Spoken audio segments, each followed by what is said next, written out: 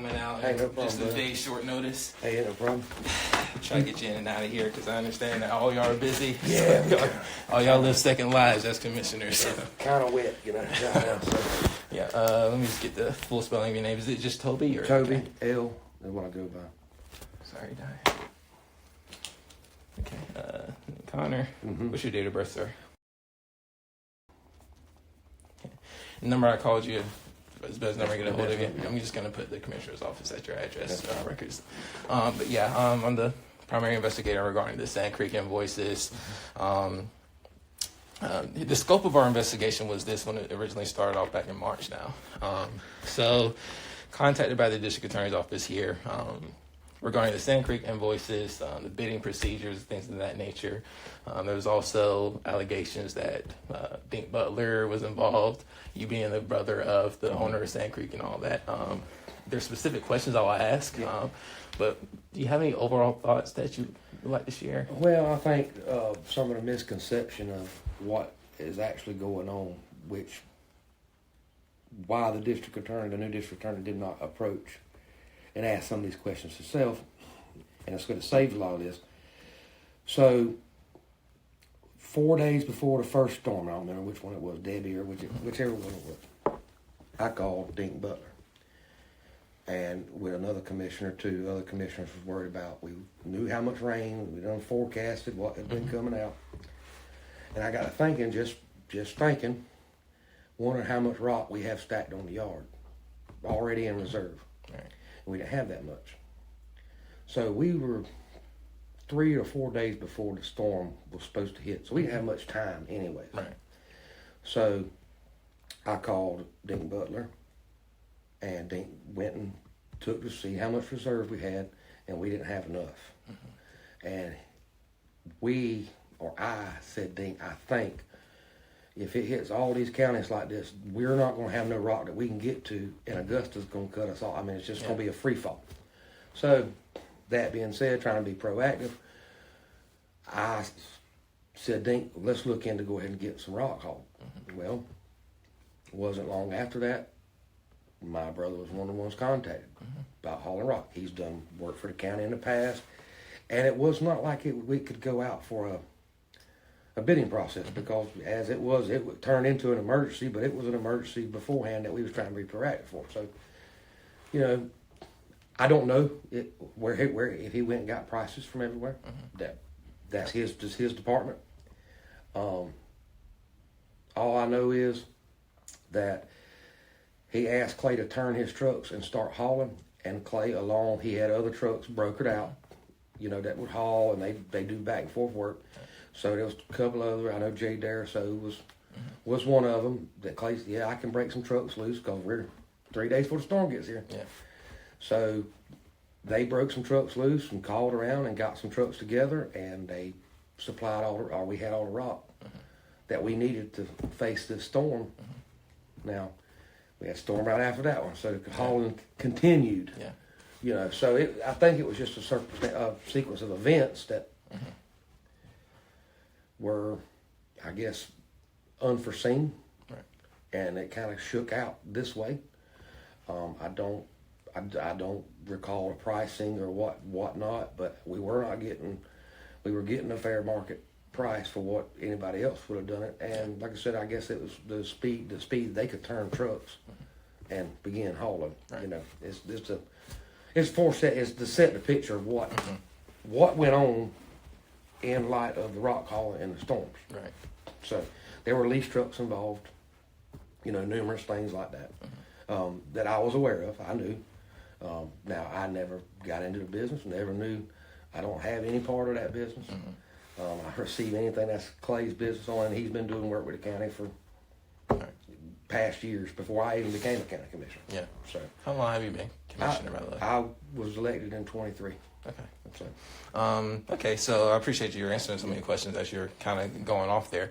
Regarding bidding procedures, and you just touched upon it, you understand that, and I learned this later, that it's actually in the policy, emergency circumstances like hurricane relief, things of that nature, that, you don't actually have to follow the exact bidding procedures that you would necessarily follow in any ordinary time. So, so this was essentially allowed. At that time, was there any commentary, was there any pushback by any of your constituents regarding the sand? Actually, a lot of praise that we thought ahead to make sure we had that, because every county around us didn't. Right. And we done hauled Elabelle, where the rock quarries in Elabelle, we hauled them slam out of rock. Right. And we already had trucks turned to go in Augusta. I think, matter of fact, when the storm hit, Clay was trying to get his last couple trucks in the yard. They hauled that consistently to the county. Then, and thank God he had drivers, as good of drivers as what he had, to be willing to do that. And they was hauling through some rough weather. Right. So, but they did it because, do I think Clay took obligation that because his brother was the county commissioner to go out and do this and not take cuts from where he was at? Yeah, I think. Yeah. I mean, it runs in the family. Right. I mean, we do everything. We try to do everything together, and he's from the county. All those things are probably factored. If that's what your brother's doing. Yeah. If my brother was a preacher, I'd go to his church. Right. You know what I mean? That's kind of. It's just the way we are, the way we were raised. So, I think that had something to do with him answering the call as fast as what he did, and actually working as diligent to get the amount of trucks. And I don't even know how many trucks he was running at that time, but I'm sure it was upwards of 10 to 12 trucks. I'm sure. But it wasn't even a consistent 10. Yeah, sometimes he don't even he don't own but 3.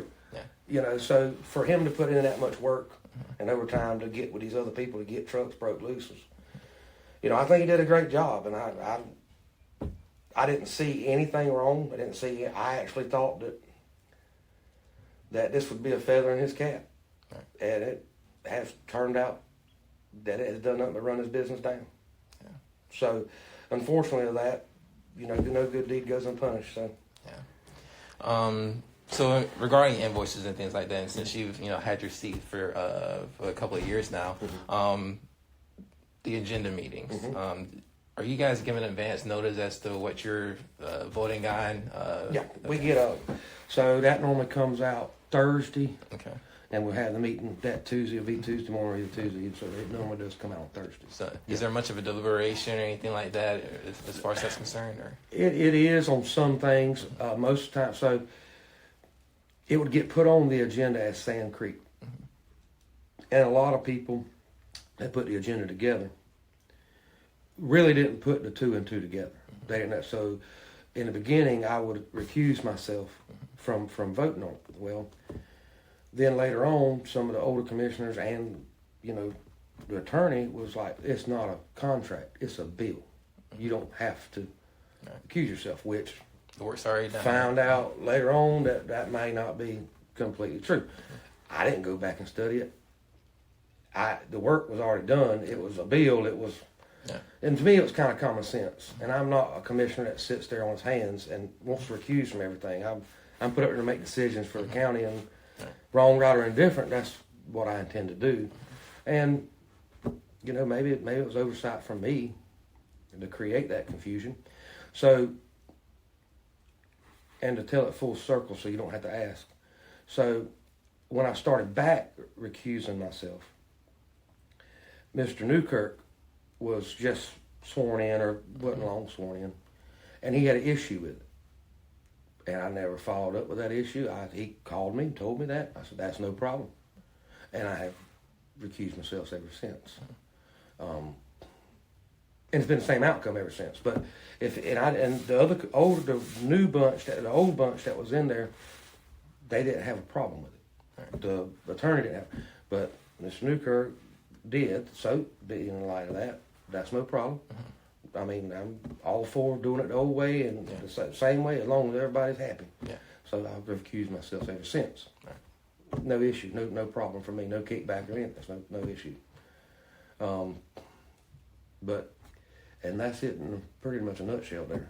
Right. All right. So, just to go back to when you guys are deliberating, is any one of your constituents at this point making any kind of voicing any kind of concerns regarding the invoices coming in for Sand Creek? No. Like, did this investigation just come out of the blue as far as? It just come out of the blue. Matter of fact, see, you come and seen us on. I met you when you was looking for Clay, and that was on a Wednesday, I think. This is and after we that just had a commission meeting yeah. that night. So when Cassandra Michael brought it up, this first, it was straight out of the blue. I ain't heard nothing about it. Right. And then, of course, Georgia Virtue took it and everything else, and where they got their information from, I'm not sure. And like I said, it's I don't even know where they get this information from. They put in the Statesboro Herald the other day, because I haven't been told anything, and Clay hasn't. So, but since that day, I mean, it's been we don't know anything other than what I've been told through word of mouth, or see that other people I've seen that already know. So yeah. No, that was you when you showed up that day. You surprised me because I was coming out of Parks building. Right. Yeah. But of course this is your brother's business and things like that. So you're not there to obviously count how many trucks come in and what's hauled off. And I got my hands full doing. No, Clay started this business years and years and years ago out of high school, and then when the 2011 crash and all, or the 09, 10, all that, when it was pretty rough.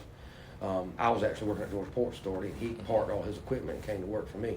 And then he started dabbling back in it and getting bigger and bigger and bigger, and built it to what it is now. So he's been through the trials. Right. He's built a well-known business, and he's built it right there from scratch by his own hands. And maybe he felt like the good Lord gave him enough that he could come help the county. And I don't know, but I have no idea how many trucks come in. Now we work at a shop. His shop, same shop. You've been there. Now I know how many trucks he owns. Yeah. I mean, I can see them. Right. But now, as far as what he's using for lease trucks and where his trucks go during the day, I have no idea. Right. They might be pulling for reefs, and they might be paving at night time. I have no idea. Yeah. I can't keep up with that too. How about your professional relationship with Dink Butler? How would you describe that? Never. I do not believe I ever talked to Dink Butler until I became a county commissioner. Really? I think I may have called him on one road ditch that needed to be dug out to drain some fields over a big rain. But other than that, I had no conversation, didn't know Dink. And was there ever any concerns on how he conducts business at all, how he builds out? I haven't found anything. Yeah. I will say this, Dink Butler has been put in some precarious, some tough situations, especially the last 3 years, with storms and stuff we have never even faced in this county before. But I haven't found any, or I haven't noticed any ways. I know he does try to keep it in county. He wants to use businesses in county because those are the ones that's going to do the best job for you. Because their name's going to be on it. Everybody in that county knows them's going to have to drive by it. So, sure, it is something we try to do, and I try to encourage them to do that. Now, it don't always happen like that, of course. Sometimes you got specialty jobs, but, I haven't noticed any misconduct. Nothing criminal. Nothing criminal. Yeah. Certainly nothing criminal, but nothing. Now, me and Dink Butler have had our arguments about things. Well, that's the job. But that's just the job, but nothing criminal that I've ever noticed Dink Butler about. And I do know, I think he's a very good Christian man, and I think he does his job well. I think this council is very fortunate to have him. Right. So, but no, I've never noticed him do anything that I've even raised an eyebrow about. Okay. So, and you were kind of speaking about this in the commissioners meeting that day, and I apologize if I'm bringing it up, if you put it behind you. But yeah, the invoices for the Sand Creek invoices, they aren't as detailed as the others that are generally submitted from other companies and things like that. Were your other constituents raising an eyebrow at those? Or? No, because those invoices wasn't as detailed, but the detail, that's what we've been working off of with the same company for a while. Is there like a standard, like it must be attached to the invoices? There is, if the eyebrow is raised, but as far as now, everything's different. The invoices that were sent both parties had copies of those tickets, Right. but the tickets wasn't attached. Mm-hmm. So, and I think as long as they can get to that, that is justifiable. Now, some business have a secretary that sits there, Mm-hmm. and that's her job to attach each and every one. Now, Clay's not as fortunate of having a secretary. Now, he has a wife, Yeah. but you know, she has a full-time business too. So, you know, that being said, there was not an issue with it before, and I think he just carried on that. Mm-hmm. And like I said, nobody had raised an eyebrow about it, and I think it could have been done in a different manner if they had a question about it. They could have certainly asked for it, Yeah. because it was certainly on file. Mm-hmm. Because did you not receive those tickets for those? Yeah, I ended up. Yeah. So yeah. they were definitely there. Right. If anything asked about it, you know. And then I noticed after that, bring that up, it brings me up. After all that, I'm pretty sure the following day, the same day you came out to the office out there to shop, there was an open records request filed. That's what I heard. Yeah, but Yeah. I'm not sure. So- yeah. Why didn't we just do an open records request to start with? I mean, you know, I'm getting at there. So I don't. There's nothing there that I have seen that I have heard of that they haven't been able to produce. So, you know, yes, I guess it was there if anybody ever asked for it. Obviously, you've never observed your brother committing any kind of criminal activities, meaning have any intents to deprive the county of its funds and things like that, right? No. So in the way that, because I met your brother and his wife, Yeah. and they've said they're trying to upgrade how they do things and things like that. I think they've They- since put things in place. Oh, they Yeah. definitely. Well, actually, I think she's taking it over, All right. and you know, they have sheets now that drivers have to, you know, Is business it, goes through growing pains, Right. just like anything else does, you know. But I do want to say this one thing: for every storm that has came through in the last 3 years, the equipment that's been clearing those roads around that shop has been my brother's equipment. Yeah. When the county ain't been able to get to it, it's so good that and I'm a commissioner now, that the sheriff provides me a radio in case they can't get out of town or get out of shelter when they tell them to shelter in place. And we connect with all our farmers around, and everybody that has equipment to please have that equipment fueled and ready to go on standby. And my brother's no one of them. You know, That's great to have. and he does it out of just a spur of a moment. So you know, it's they getting a lot more than what they're seeing. They're getting, you know, really and truly. It's a shame that that people that have nothing to offer can cause this kind of confusion on people that give their everything.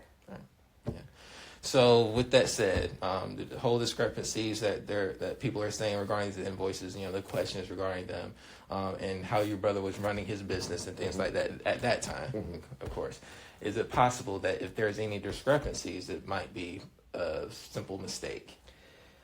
Oh, I'm certain. Rather when than you go to intentional. adding in weather and unused call time, and you know, so you had to have some call time guarantee because you was using leased trucks. And whether you billed for it or you didn't bill for the unused call time, maybe you done hauled enough to satisfy what you figured you needed to make off of it, and there's no need to charge the county for that. Or maybe the weather has beat us up all week. I got to pay this fuel bill.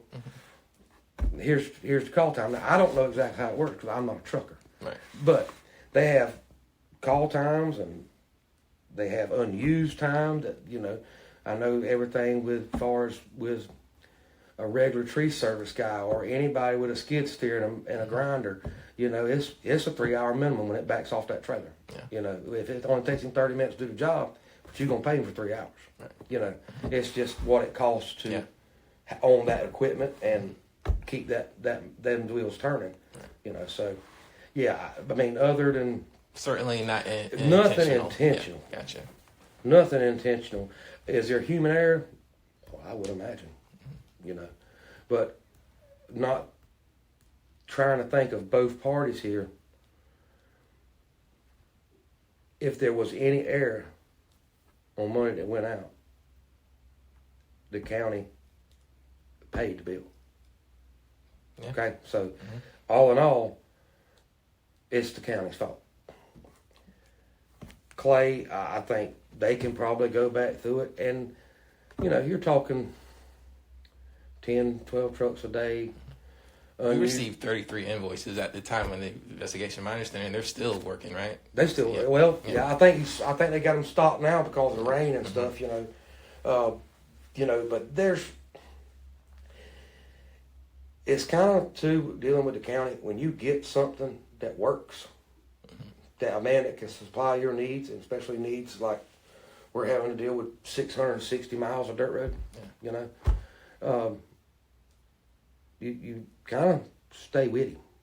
It's not really a jumping out in and out game. It's it's in a world of cutthroats. So you can go, yeah, this man right here could outbid him, bid him under, but you might not have him but 2 months, and now he ain't making no money, so he'll just pick up and leave you.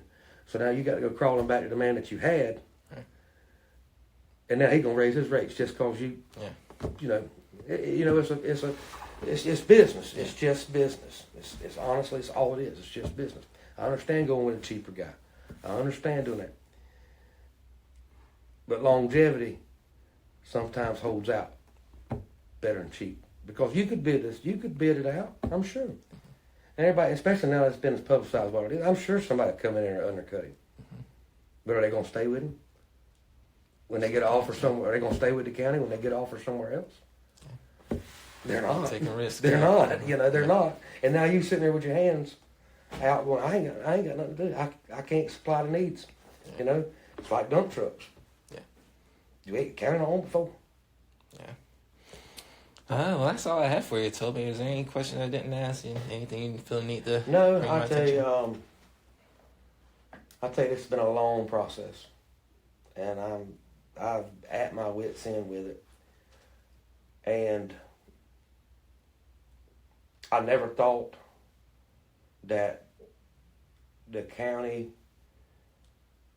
could treat people this way.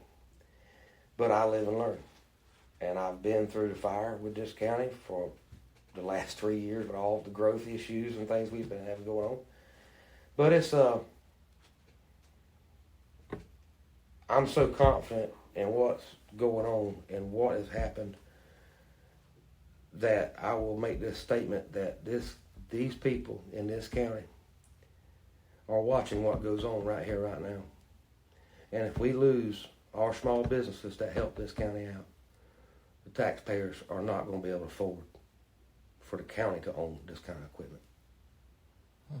And we have to be careful because there's a lot of people that do business for this county watching what goes on right here, right now. And it's just, we've always done what we felt was right. We have to live with it.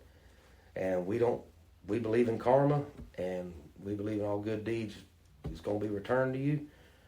But this one right here sure has pretty been heartbreaking, for me and my family. So I understand. I apologize. I called your brother. You doing your job, and we appreciate. Yeah. We can appreciate the conduct that you've done your job in, and I have told that to everyone I've talked to about it. That's asked me about it, and I've used your name and told them that it's the finest fella I ever met in my life. Appreciate that. The unnecessary scrutiny that attaches itself to many of our cases. That's exactly right. It's just outside of our control, unfortunately. And it is, and the whole thing is, this is not what they're after. They're after me, and that's the only way they can get to me is through this. And that's a shame to say. It's a shame that we have people that's been elected that are willing to go to that length. It's a shame to say because they're not putting the county first. They're putting their own agenda first. But we're going to continue to operate no matter what this comes out. We're going to be in this county, and we're going to operate in this county. And no matter how this investigation comes out, we don't have any regrets. And I speak for me and my brother. We've done the right thing, and we've done what we felt was best. And if there's something wrong, it's nothing but human error. Understood. No. Right. Well, I do I appreciate you, buddy. Absolutely. Yes, sir. We appreciate everything. Absolutely. In and out of there. So. Yeah. Yeah, we got a good buddy.